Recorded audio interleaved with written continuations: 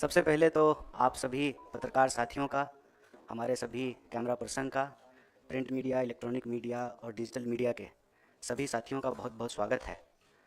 आज हम आपके बीच एक बहुत ही गंभीर विषय को लेकर प्रेस वार्ता करने के लिए आए हैं। आप तमाम साथियों ने देखा होगा कि पिछले कुछ दिनों से लगातार एक न्यूज़ रिपोर्ट हो रही है कि देश में अलग अलग तरह की जो कोचिंग संस्थान हैं, जो इंजीनियर बनाने का दावा करती है, डॉक्टर बनाने का दावा करती है, आईएएस आईपीएस बनाने का दावा करती है, वो विद्यार्थियों का और अभिभावकों का करोड़ों रुपया लेकर के फीस वसूल करके अचानक से गायब हो जा रहे हैं। मैं आपको एक बात याद दिलाना चाहता हूँ कि एक समय इस देश में ऐसा ही काम कुछ प्राइवेट बैंक किया करते थे। रोज़ शाम को उनके एजेंट जो है सब्जी बेचने वाले दुकानदार से, ठेला वाले, रिक्शा वाले, मिडिल क्लास नौकरी करने वाले लोगों के पैसे वसूलते थे और करोड़ों रुपया लेकर के अचानक से गायब हो जाते थे। जब भी इस तरह का कोई सिस्टमेटिक फेलियर होता है तो स्वाभाविक रूप से सरकार को उसकी जिम्मेवारी लेनी चाहिए। देश में जो आज शिक्षा व्यवस्था की हालत है वो बिल्कुल ठीक उसी तरह से है कि कबीर कहते हैं कि चलती चक्की देख कर दिया कबीरा रोए, दो पाटन के बीच में साबुत बचा ना कोई। सरकार और बाजार, इस दोनों के बीच में इस देश के विद्यार्थी और इस देश का भविष्य, इस देश का नागरिक पिसता जा रहा है। और ये सारा खेल शुरू उस लॉजिक से होता है कि शिक्षा इंसान बनाने के लिए नहीं, एक कमाऊ इंसान बनाने के लिए ली जानी चाहिए और दी जानी चाहिए। बाजार का जो तर्क है कि जिसमें मुनाफा नहीं है उसका अस्तित्व नहीं होना चाहिए। शिक्षा को जब मुनाफे के नज़रिए से देखने लगे, उसका नतीजा ये हुआ कि सपना बेचा जाने लगा। अंधों के शहर में आईना बेचने का जो कारोबार है, सीट पता है कि 100 है, एग्जाम देने वाले 1 करोड़ हैं, तो हम उस 100 में पहुंच जाएं, उसकी होड़ और फिर उसका कारोबार। और ये 100 सीट क्यों है? क्योंकि सरकारी व्यवस्था जो है उसमें लगातार रोज बरोज गिरावट आई। सरकारी स्कूल में पढ़ाई नहीं होगा, सरकारी अस्पताल में इलाज नहीं होगा, तो स्वाभाविक रूप से सरकारी संस्थान जो हैं वो कमज़ोर होंगे और उसकी जगह पे जो है निजी संस्थानों की उत्पत्ति होगी। और ये जानबूझ करके किया गया, इसलिए ताकि शिक्षा जो प्राप्त करने वाले लोग हैं वो सिटीजन ना रहें, स्टूडेंट ना रहें, उनको कंज्यूमर बना दिया जाए। और इसी कंज्यूमर सर्विस के लॉजिक के तहत देश भर में कोचिंग की बाढ़ आई। आपने दिल्ली में देखा, बेसमेंट में पढ़ते हुए जो है विद्यार्थी की मौत हो गई। और जब हम मौत की बात करते हैं, भारत में एक संस्कृति है, गांव में अगर किसी की मौत हो जाए तो किसी के घर में खाना नहीं बनता है। सामने से अगर डेड बॉडी जा रही हो तो बिना जात बिना धर्म पूछे हुए लोग उसको नमस्कार करते हैं और कहते हैं कि आत्मा को शांति मिले। लेकिन हम कितने असंवेदनशील हो गए हैं, या हमको व्यवस्था कितना असंवेदनशील बना दिया है कि हर घंटे लगभग 2 स्टूडेंट, 24 घंटे में कम से कम 28 स्टूडेंट सुसाइड कर रहे हैं। और स्थिति ये है कि इस देश में किसान आत्महत्या से नौजवान आत्महत्या ज़्यादा हो चुका है। जैसे किसान आत्महत्या के पीछे सिस्टम जिम्मेवार है, उसी तरह से स्टूडेंट की आत्महत्या के लिए भी सिस्टम जिम्मेवार है। और ये सिस्टम जो स्टूडेंट को मार रहा है, एक प्रेशर कुकर बना रहा है, वो सिस्टम ऐसे बन रहा है कि एक तरफ रोज सपने बेचे जाएंगे। 5 ट्रिलियन की इकोनॉमी हो गई है, किसी एक इंसान का एग्जाम्पल ला करके सामने ये दिखाया जाएगा कि इसका पैकेज 1 करोड़ का है, और हर बच्चे को ये प्रेशर दिया जाएगा कि आप भी 1 करोड़ का पैकेज जो है प्राप्त कीजिए। कैसे प्राप्त करेंगे? सीट कितना है, कितना जो है एग्जाम हो रहा है, वैकेंसी कितनी है, free and fair transparent exam कितना होता है, रोजगार कितने उत्पन्न हो रहे हैं, इस पर कोई चर्चा नहीं होगी। रोजगार दिलाने के नाम पर कोचिंग संस्थान बनेंगे और लोगों की गाढ़ी कमाई, नौकरी करने वाले लोग उनकी सैलरी, किसान को उनके फसल से जो कमाई हुई है, जो मजदूर हैं जो रोज मजदूरी करते हैं, पेट काट करके अपने बच्चों को पढ़ा रहे हैं कि हम तो मजदूर हैं, हमारा बच्चा अच्छा इंजीनियर हो जाएगा। और अचानक रातों रात सैकड़ों दर्जनों संस्थान जो है वो बंद कर दिए जाएंगे। क्यों? क्योंकि उन्होंने मोटा फीस जो है वो वसूल लिया है माँ बाप का। और अब स्टूडेंट का क्या होगा वो स्टूडेंट जाने।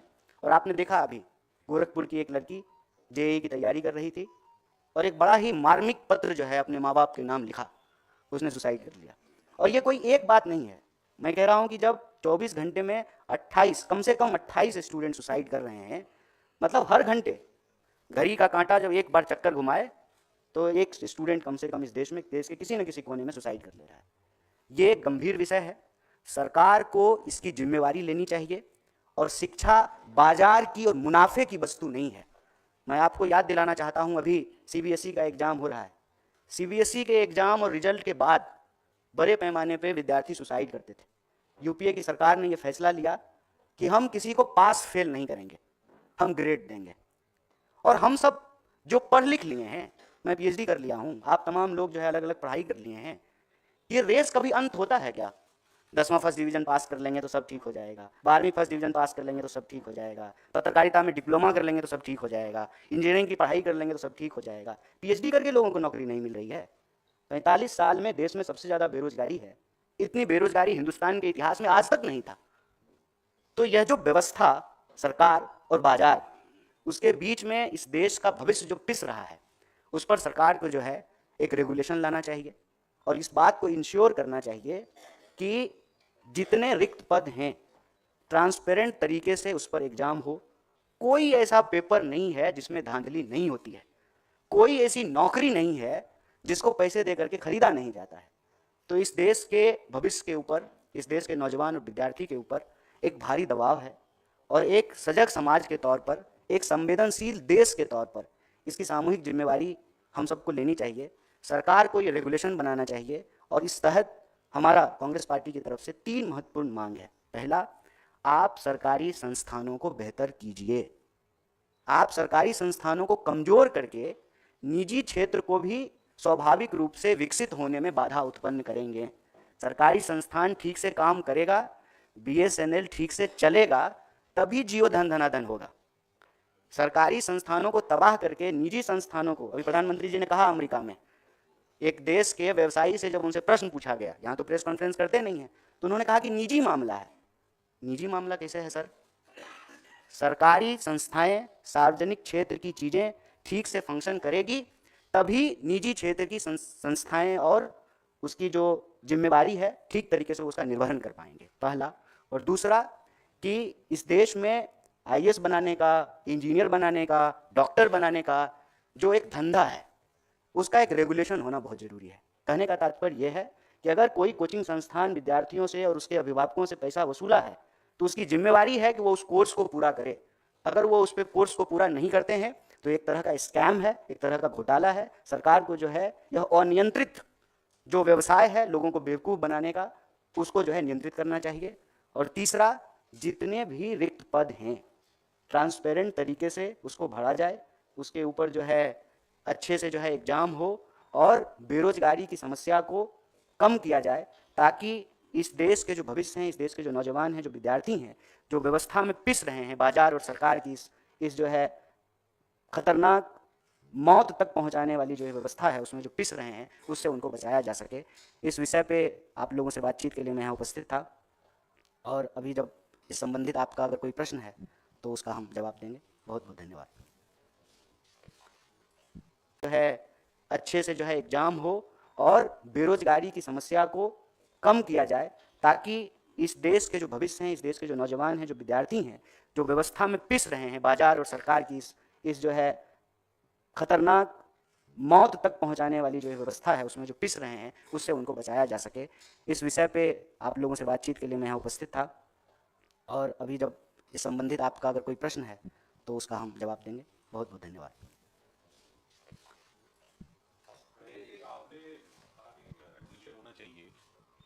रेगुलेशन की बात कर रहे हैं कि आप कोचिंग संस्थानों पे सरकार कुछ तरह का बनाए, आपकी राय क्या है? क्योंकि आप तो खुद एक अच्छे छात्र नेता रहे हैं और आप सक्रिय राजनीति में, तो आपकी अपनी राय कि कैसे इस पूरे जो आप जिसे कह रहे हैं कि बाजार बन गया है, इस पर रोक लगेगी, क्या करे सरकार? देखिए, इस संबंध में हम 2 बात हाईलाइट करना चाहते हैं। एक कि अगर हमारे क्लासरूम में पढ़ाई होगी तो हमको कोचिंग पढ़ने की ज़रूरत नहीं होगी, और ये बात मैं ऐसे ही हवा में नहीं कह रहा हूँ, ये ज़्यादा दिन की बात नहीं है। हमारे पिताजी, हमारी माताजी जब स्कूल कॉलेज में पढ़ा करती थी तब ये कोचिंग और ट्यूशन का सिस्टम नहीं था, क्लासरूम में ही पढ़ाई होती थी और वो इनफ था। और उस ज़माने में तो कोई अगर अपने घर पे बुला करके पढ़ाए तो उस टीचर को बहुत दोयम दर्जे से देखा जाता था कि ये तो कोचिंग पढ़ाते हैं। तो किसी पेशा की जो सेंसिटिविटी है, जो उसकी सेंटिटी है, उसको जब हम रिड्यूस कर देते हैं, और ये रिड्यूस कब होता है? जब आप एजुकेशन एक बेहतर नागरिक बनाने की बजाय जॉम्बी बनाने के लिए देना चाहते हैं। एक रेस में जो है लोगों को शामिल कराने के लिए एजुकेशन देना चाहते हैं, और उस रेस का ही नतीजा है कि पहले जो है उसको अंक लाने का, मतलब जब से उसका जीवन शुरू होगा तो उसके ऊपर एक एंजाइटी होगी, दबाव होगा कि उसको अच्छा अंक लाना है, और अंक लाने के रेस से जब वो बाहर निकलता है तो फिर वो सैलरी का जीरो गिनना शुरू करता है, और पहले अंक लाने की एंजाइटी, फिर ईएमआई भरने की एंजाइटी। तो एजुकेशन का तात्पर्य सिर्फ और सिर्फ मुनाफा कमाना नहीं है, एक बेहतर इंसान भी बनाना है। आज हमारे देश के नॉलेज इंडस्ट्री का बुरा हाल इसलिए है कि हम इसको मार्केट फोर्स से देखते हैं, हम ये देखते हैं कि किस संस्थान से पढ़ने के बाद कितना पैकेज मिलता है। तो सबसे पहले तो ये नैरेटिव बदलना जरूरी है, और ये नैरेटिव बदलने के लिए सरकार का जो प्रचार का तरीका है उसको संवेदनशीलता से लेते हुए उसको बदलना चाहिए। हर जगह देखिए ना कि आपको एक डेटा और नंबर फेंका जाता है। 50 करोड़ लोगों ने जो है कुंभ में स्नान किया, नंबर, हर जगह नंबर फेंका जाता है। 5 ट्रिलियन की इकोनॉमी हो गई है, 80 करोड़ लोगों को जो है फ्री अनाज दे दिया है। हर चीज को मैं कहता हूं कि इस देश की हिस्ट्री ये है कि हम सब्जेक्ट थे, लेकिन देश को आज़ादी मिली, उसके बाद हम सिटीजन हुए। आज उस सिटीजन को नंबर में रिड्यूस किया जा रहा है। सरकार अपने नागरिकों को, अपने विद्यार्थियों को, नौजवानों को नंबर में रिड्यूस नहीं करे। नंबर सिर्फ हमारा जो है आइडेंटिटी नहीं है, हम एक इंसान हैं, नंबर से बियॉन्ड हमारी आइडेंटिटी है। और इस बात को संवेदनशीलता से सरकार को अलग अलग माध्यमों से, अपने मंचों से, और जो जो संवैधानिक पदों पे बैठे हुए लोग हैं उनको कहने और बोलने की जरूरत है। अगर हम कहते हैं कि लोकतंत्र की सर्वोच्च संस्था संसद है, तो संसद के पटल पर इस बात को उठाया और बोला जाना चाहिए ताकि समाज को एक मैसेज मिले। और दूसरा कि रेगुलेशन का जहाँ तक बात है, पहले तो आप अपने अपने संस्थानों को बेहतर कीजिए ताकि जो है लोगों को बाहर कोचिंग या इन जैसी चीज़ों या इन जगहों पे एक्सप्लॉइट होने की ज़रूरत नहीं पड़े। उसके बाद जो है अगर फिर भी, क्योंकि लोगों का चॉइस है, कोई अगर सरकारी अस्पताल में इलाज कराना चाहते हैं या कोई प्राइवेट अस्पताल में इलाज कराना चाहते हैं, कोई सरकारी स्कूल में पढ़ना चाहता है, कोई प्राइवेट स्कूल में पढ़ना चाहता है, आप उसके इस आज़ादी को नहीं छीन सकते हैं। लेकिन जैसे सरकारी संस्थानों के लिए रेगुलेशन है, उसके लिए कोई ना कोई अकाउंटेबल होता है, वैसे ही निजी संस्थानों के लिए भी कोई ना कोई अकाउंटेबल हो। जो कंपनी है उस कंपनी का कोई तो मालिक होगा, कोई तो सीईओ होगा, जो उसके तमाम जो अलग अलग ब्रांचेज खोले गए हैं उसका भी कोई ना कोई डायरेक्टर होगा। तो किसी को तो अगर कोई क्राइम कर रहा है फीस ले करके और कोचिंग अचानक से बंद करके चला जा रहा है, तो किसी ना किसी की तो अकाउंटेबिलिटी तय करनी पड़ेगी ना। जिसके नाम से उनको कोचिंग खोलने का परमिशन दिया गया है, जिस जगह पे एनओसी लेकर के वो कोचिंग खोली गई है, उसके जो उत्तरदायी लोग हैं फिर उनको पकड़ा जाए कि अगर विद्यार्थियों का पैसा वसूल करके आप अचानक से जो है कोचिंग बंद करके गायब हो जाएंगे। और ये सिर्फ फिटजी का मामला नहीं है, अभी आप देखिए कि दूसरे कोचिंग संस्थान भी पैसा वसूल लिए हैं, स्टूडेंट से पैसा ले लिए हैं और अचानक से बंद करके चले गए। अब वो जो हजारों स्टूडेंट है वो कहाँ जाए, वो कहाँ जाकर के एफआईआर कराए, किस अथॉरिटी के सामने जाए, कहाँ जाकर के अपने इशूज और अपने कंसर्न को रेज करे। कोई तो जो है इसको उसका जो है रिस्पॉन्सिबल और अकाउंटेबल होगा। तो सरकार उसकी अकाउंटेबिलिटी ले कि जब आप प्राइवेट स्कूल या प्राइवेट कोचिंग या प्राइवेट संस्थान को इजाजत दे रहे हैं ऑपरेट करने के लिए, तो जिसको आपने इजाजत दिया है उसमें अगर कोई डिस्क्रिपेंसीज होती है, कोई क्राइम होता है, तो फिर उसको ही जिम्मेवार भी ठहराया जाए। कन्हैया जी, हिंदुस्तान दुनिया, हाँ पहले इनका प्रश्न ले लें। कन्हैया जी, मेरे दो सवाल है। एक सवाल जो आपने फिगर्स बताए कि per day 28 students commit suicide कर रहे हैं, जो कि आप मिनिमम आपने ये बताया। एक तो ये, तो इसकी कुछ बुनियाद है, कैसे आप डेटा बता रहे हैं, कुछ रिसर्च? एनसीआरबी का डेटा है। एक तो ये, दूसरा ये जो आप उद्योग कह रहे हैं एजुकेशन को लेकर, कोचिंग इंस्टीट्यूट्स को लेकर, तो आपको याद होगा ये जो उद्योग शुरू हुआ था ये कोटा राजस्थान, जहां आपकी जो गवर्नमेंट थी कांग्रेस की, बहुत टाइम रही, बहुत सालों चली, तो आपकी उस गवर्नमेंट ने तब नकेल क्यों नहीं कसी उस चीज़ पे? देखिए, एक तो मैं व्हाट अबाउटरीज में नहीं जाना चाहता हूँ। जब मामला किसी के मौत का हो और जीवन का हो तो व्हाट अबाउटरीज नहीं करना चाहिए, और वैसे भी ये तरीका बीजेपी का है। लेकिन मैं, आपने चूँकि प्रश्न किया है तो इसका जवाब मैं आपको दूंगा। पिछली बार जब गहलोत साहब की सरकार थी, हम लोगों ने इस इशूज़ को और कंसर्न को रेज किया, बाकायदा वहाँ पे एड्रेस करने के लिए एडमिनिस्ट्रेशन की तरफ से एफर्ट किए गए, कोचिंग संस्थानों के लिए भी रेगुलेशन और डायरेक्शंस दिए गए, और ये इंश्योर किया गया कि हर जगह विद्यार्थियों से बातचीत करने के लिए, अगर वो किसी तरीके के मेंटल प्रेशर से गुजर रहे हैं तो उसको एड्रेस किया जाए, उनका काउंसलिंग किया जाए, उसको एड्रेस करने की कोशिश की गई। लेकिन ना, ये मैं सफाई की तरह नहीं कहना चाहता हूँ, ये एक collective as a society, as a nation हमारा ये रोल है। प्रेशर जो है वो सिर्फ और सिर्फ बाजार और सरकार तक ही सीमित नहीं है। बाजार और सरकार जो प्रतिमान गढ़ता है, उस प्रतिमान के चलते वो प्रेशर हमारे घर तक पहुंचता है, माँ बाप तक पहुंचता है, अभिभावक तक पहुंचता है, बड़े भाई और बड़े बहन तक पहुंचता है, दोस्त तक पहुंचता है, पीयर ग्रुप तक पहुंचता है। इसीलिए कलेक्टिव एफर्ट है, इसमें हम व्हाट अबाउटरीज नहीं करना चाहते हैं। ये बहुत एक फर्म स्टैंड है हमारा कि एजुकेशन प्रिविलेज नहीं है, एजुकेशन राइट है। और कंटिन्यूअसली जो है एजुकेशन को एक प्रिविलेज बनाया जा रहा है। अगर आपके पास लाखों की आमदनी नहीं है तो आप अपने बच्चे को बस वाला, स्विमिंग पूल वाला और हॉर्स राइडिंग वाले स्कूल में नहीं पढ़ा सकते। और आप देखिए कि हजारों स्कूल बंद किए गए हैं सरकार के, हर स्टेट में हजारों स्कूल आप बंद कर रहे हैं। आपकी यूनिवर्सिटीज की हालत यह है कि वहाँ कोर्सेज रेगुलर नहीं चल रहे हैं। नया जो है यूजीसी की ड्राफ्ट कमेटी आई है, सेमेस्टर सिस्टम है, तमाम तरीके के नए चीज़ जो है आप नई चीज़ें इंट्रोड्यूस कर रहे हैं। नतीजा ये है कि सिलेबस नहीं खत्म हो रहा है। तो आप मान लीजिए सेकेंड ईयर के फर्स्ट सेमेस्टर का सिलेबस जो है पढ़ रहे हैं और जो है फर्स्ट ईयर के लास्ट सेमेस्टर का जो है ना एग्जाम साथ में चल रहा है। तो ये जो सिचुएशन क्रिएट किया जा रहा है, मैं कह रहा हूँ कि ये व्यवस्था जनित है। ये सरकार और बाजार के आपसी गठजोड़ से ये आत्महत्या, मतलब हत्यारी व्यवस्था कह लीजिए, वो जो है उसको पैदा किया जा रहा है। एज ए सोसाइटी ये हमारा कलेक्टिव रिस्पॉन्सिबिलिटी है। इसीलिए हम व्हाट अबाउट रीज में नहीं जाना चाहते हैं, लेकिन ये हमारे लिए एक सीरियस कंसर्न है, इशू है, जिसको हम एड्रेस करना चाहते हैं एज ए अपोजिशन, और जब सरकार में हो तो एज ए सरकार भी। कन्हैया, मेरा आपसे यही सवाल है कि हिंदुस्तान जो है दुनिया का सबसे युवा देश है। करीब 55% आबादी हिंदुस्तान के भीतर है, जो अच्छी बात है। लेकिन मौजूदा जो सूरत हाल के हिसाब से अगर देखा जाए तो किसानों की आत्महत्या से ज्यादा युवाओं की आत्महत्या हो रही है हिंदुस्तान में। ये कितना चिंताजनक है और क्या समाधान इसका हो सकता है? देखिए ये बहुत ज़्यादा चिंताजनक है, और इस विषय को लेकर के मेरे ख्याल से आप लोगों से हमारी कई बातचीत हुई है, कई प्रेस वार्ता में हमने इस इशू को रेज किया है। और आज भी जब हम ये कोचिंग संस्थानों का स्कैम है, पैसा ले लिया है, करोड़ों रुपया वसूल रहा है, उसको इस आत्महत्या से हम जोड़ करके देख रहे हैं कि हम एक ऐसी व्यवस्था बना रहे हैं जिस युवाओं पर के कंधे पर इस देश का भविष्य है, इस देश की दिशा क्या होगी, एज ए कंट्री हम कहाँ जाएंगे, उसका निर्धारण करने वाली जो सबसे मजबूत शक्ति है, उसके जीवन को लेकर के हमारे भीतर गंभीरता और संवेदनशीलता नहीं है। अगर हमारे भीतर गंभीरता और संवेदनशीलता होगी तो यह जो व्यवस्था पैदा की गई है जिसमें विद्यार्थी, नौजवान आत्महत्या करने को मजबूर हैं, हम उस व्यवस्था को बदलने का प्रयास करेंगे। आप मतलब कोई राज्य में चले जाइए, एक बहुत बड़ा कंसर्न है प्रतियोगी परीक्षाओं की तैयारी कर रहे डेजिग्नेटेड एरिया हैं हर सिटी में कि ये स्टूडेंट एरिया है। वहाँ पे आपको जो है ना एक कारोबार दिखेगा, वहाँ आपको एक सिस्टम दिखेगा। सालों से वहाँ पे विद्यार्थी तैयारी कर रहे हैं, लेकिन उनको नहीं पता है कि उनका फ्यूचर क्या होगा। क्यों? क्योंकि टाइम पे एग्जाम नहीं हो रहा है। एग्जाम हो रहा है तो एग्जामिनेशन हॉल में पहुंचने से पहले पेपर लीक हो रहा है।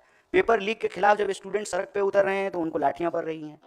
तो सरकार को इसकी रिस्पॉन्सिबिलिटी लेनी पड़ेगी कि आप कह रहे हैं कि हम दुनिया का सबसे विकसित देश बनेंगे, हम विश्वगुरु बनेंगे। तो हम दुनिया का सबसे विकसित देश और विश्वगुरु तो तभी बनेंगे ना कि जो हमारी सबसे बड़ी आबादी है युवाओं की, उसके लिए हम एक रचनात्मक प्रयास कर पाएंगे।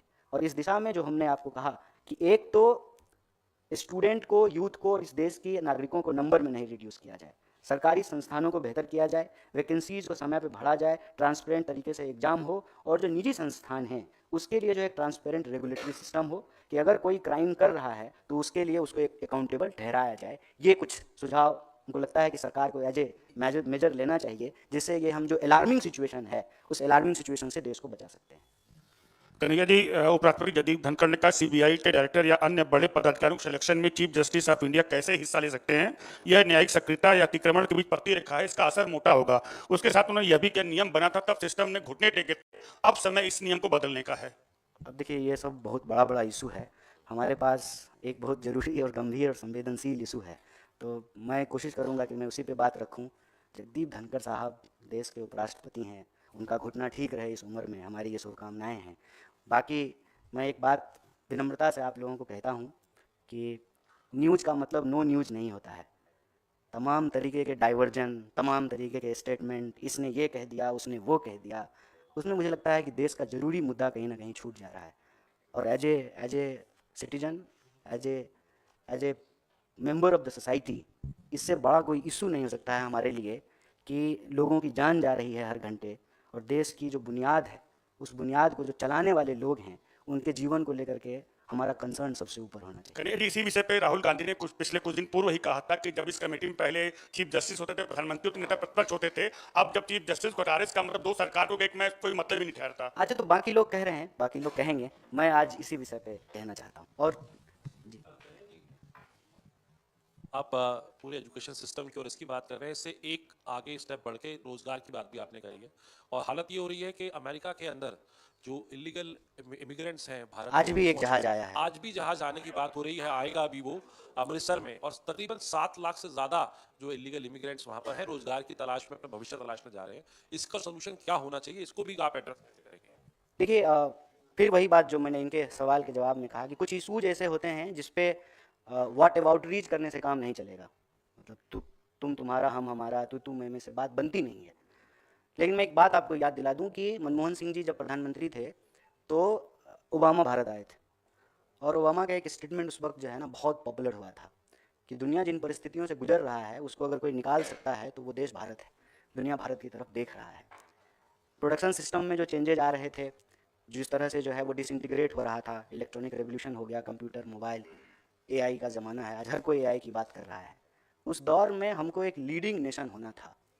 लेकिन जब आप विजन लैक करते हैं तो उसका ये परिणाम होता है। विजन लैक करने का क्या मतलब है कि देश के प्रधानमंत्री, आदरणीय प्रधानमंत्री जाते हैं और ट्रंप के लिए चुनाव प्रचार करते हैं और ट्रंप को गले लगाते हैं, और वही ट्रंप हमारे देश के लोगों के पाँव में बेड़ियाँ लगाता है। आप रिटर्न देख रहे हैं, गिफ्ट रिटर्न। हम गला लगाए, वो बेड़ी लगा दिया। हम ये नहीं कह रहे हैं कि इलीगल लोगों के ऊपर कार्रवाई किसी देश को करने का अधिकार नहीं है, लेकिन जो है बेसिक ह्यूमन रिस्पेक्ट भी होता है। दूसरे देश के इलीगल इमिग्रेंट्स को भी बाहर भेजा गया। उसके देश के राष्ट्रपति जो है वहाँ गए, उससे मिले, अपना जहाज भेजा, बोला कि जो है मिलिट्री के जहाज में नहीं भेजोगे, हम अपना जहाज भेजेंगे। हमारे पास तो वो अपना जहाज भी नहीं है, एयर इंडिया बचा ही नहीं। बस हमारे पास अब विमान मंत्री हैं, विमान नहीं है। तो ये एक सीरियस कंसर्न है। जब हम अपने देश में मजबूत नहीं होंगे, ये वही बात हो गई कि हम अपने घर में जो है ना, हमारी घर की हालत अच्छी नहीं होगी तो गांव के चौपाल पे हमको कोई इज्जत नहीं करेगा। हमारे गांव में जब हमारी इज्जत तब मिलेगी जब हमारा घर, हमारे घर के सदस्य, उनके बीच में आपसी संबंध, हमारी घर की आमदनी, हमारे घर के लोगों का समाज के प्रति व्यवहार, उससे गांव के चौपाल पे जो है हमको इज्जत मिलेगी। अपने घर में आप डेटा छुपा लेंगे, जो सूचना के तंत्र हैं उसको मैनेज कर लेंगे, प्रेस कॉन्फ्रेंस नहीं करेंगे। अरे आपने क्या किया, आप अपने पत्रकारों को इस प्रेस कॉन्फ्रेंस में नहीं लेकर के गए। आपका पत्रकार होता तो पलट करके ट्रंप से पूछता ना एक क्वेश्चन, जब वहां की मीडिया आपसे एक प्रश्न पूछ रहा था। आपका भी पत्रकार पूछता ट्रंप से, ए भाई आप इधर आकर के कहते हैं भारत हमारा दोस्त है और हमारे लोगों को बेड़ी लगा के भेज रहे हैं, एक सवाल पूछता ना, आपने जाने ही नहीं दिया। तो सूचना तंत्र को कंट्रोल करके, आप जैसे घर का मुखिया आप अपने घर में चला लेंगे, कोई बोलेगा तो जोर से डांट देंगे, कहेंगे इसका खाना बंद कर दो, इसको शाम को खाना मत देना। लेकिन गांव की चौपाल पे आपको इज्जत तो आपके घर की हालत से मिलेगी ना। हमारी इकोनॉमी अगर सही तरीके से फ्लोरिश करेगी, 8 का क्राइसिस, इसीलिए मैंने आपको ओबामा का वो विजिट याद दिलाया। दुनिया भर में 8 की क्राइसिस थी, और 8 के क्राइसिस में जो मंदी थी, भारत जो है फ्लोरिश करता रहा। हमारे ऊपर फर्क नहीं पड़ा क्योंकि कल्चरली हमारा बचाने का स्वभाव है। हम लोग क्या करते हैं, अगर 2 रोटी कमाते हैं तो 1 रोटी बचाते हैं फ्यूचर के लिए, भविष्य के लिए। पुराने जमाने में 5 जो है ना घड़ा रखा रहता था घर में, एक एक मुट्ठी अनाज सब में रखा जाता था, फिर खाना बनाया जाता था। बचाने की प्रवृत्ति है हमारी भारतीय होने के चलते, और वो बचाने की प्रवृत्ति के चलते हमारी इकोनॉमी सर्वाइव कर गई। अगर हमारे देश के किसान आत्महत्या कर रहे हैं, हमारे देश के जवान आत्महत्या कर रहे हैं, अगर इस देश के 80 करोड़ लोग 5 किलो अनाज लेने के लिए लाइन में लगे हुए हैं, और इस देश का एक व्यवसायी 5,000 करोड़ रुपया जो है अपने बेटे की शादी में खर्च करता है, तब आपको लगता है कि आप मीडिया में बार बार ये बोलेंगे 5 ट्रिलियन की इकॉनमी और 5 ट्रिलियन की इकॉनमी, इससे जो है दुनिया में हमारी धमक स्थापित होगी, इससे जो है डंका बचेगा? नहीं बचेगा। भारत के लोगों को अपमानित किया जाएगा, और वही किया जा रहा है। इसी से निकलने का रास्ता है कि हम अपने देश के एजुकेशन सिस्टम को बेटर करें, हम अपने देश के नौजवान, जो हमारी सबसे बड़ी शक्ति है, उसका सकारात्मक और रचनात्मक तरीके से इस्तेमाल करें। इस देश के जो प्रोडक्शन सिस्टम है उसको हम मजबूत करें, जो वर्ल्ड इकोनॉमी में, वर्ल्ड कंपटीशन में जाकर के कहीं स्टैंड करें। मुझे बताइए कि लुधियाना और सूरत का कपड़ा क्या जो है वर्ल्ड इकोनॉमी में कंपटीशन नहीं कर रहा था? कर रहा था। क्या हमारा आम, हमारा केला, हमारी चाय, हमारी कॉफ़ी, जो है हमारा चमड़ा, हमारी टेक्नोलॉजी, हमारे सॉफ्टवेयर इंजीनियर, हमारा जो है इसरो, क्या हम वर्ल्ड में कंपटीशन नहीं दे रहे थे? क्या हमारे पास जो है फ्री मीडिया नहीं था? क्या हमारे पास जो है डेमोक्रेटिक इंस्टीट्यूशंस नहीं है? लार्जेस्ट डेमोक्रेसी है इंडिया का। सब कुछ होते हुए भी अगर हम कुछ लैक कर रहे हैं तो वो है विजन। अगर विजन है हमारे पास तो ट्रंप के पास हमको जाने की जरूरत नहीं है। मैं एक छोड़िए, बाहर की बात छोड़ देते हैं, हम देश का समझते हैं, उससे समझ में आएगी। बिहार के लोग पंजाब क्यों काम करने के लिए जाते हैं? पंजाब के लोग क्यों नहीं जाते हैं बिहार काम करने के लिए? क्यों? क्योंकि बिहार की इकॉनमी पंजाब की इकॉनमी के मुकाबले बेहतर नहीं कर रही है। अगर बिहार की इकॉनमी बेहतर करने लगेगी तो पंजाब के लोग बिहार काम करने के लिए आएंगे। यही स्थिति आप दुनिया के ऊपर लागू करके देख लीजिए। क्यों हमारे नौजवानों को छुप करके इलीगल तरीके से दूसरे देश में जाना पड़ रहा है? क्योंकि हमारे देश में रोजगार नहीं है। और आपको मैं बताऊं कि इससे ज़्यादा गंभीर स्थिति क्या है। जब गाजा में लड़ाई हो रही थी तो हमारे देश के नौजवान जो है ठेके पे लड़ने के लिए गए। यूक्रेन की जब लड़ाई हो रही थी रसिया की, तो जबरदस्ती एक कंपनी में नौकरी देने के नाम पे कुछ लोगों को बेवकूफ़ बना करके और वहां जब गए तो उनको आर्मी का ड्रेस पहना करके लड़ने के लिए भेज दिया। ये जो स्थिति है ये चिंताजनक है। रोजगार की जो बेरोजगारी की स्थिति है वो चिंताजनक है। और इस व्यवस्था जनित प्रेशर के चलते जो नौजवानों की आत्महत्या हो रही है वो चिंताजनक है। इस पर सरकार को एक ठोस काम करने की जरूरत है। प्रचार से काम नहीं चलेगा। जो वास्तविकता है, वास्तविकता की धरातल पे खड़ा होकर के एक विजन के साथ जो है देश निर्माण की प्रक्रिया में आगे बढ़ना होगा। बहुत बहुत धन्यवाद, बहुत शुक्रिया।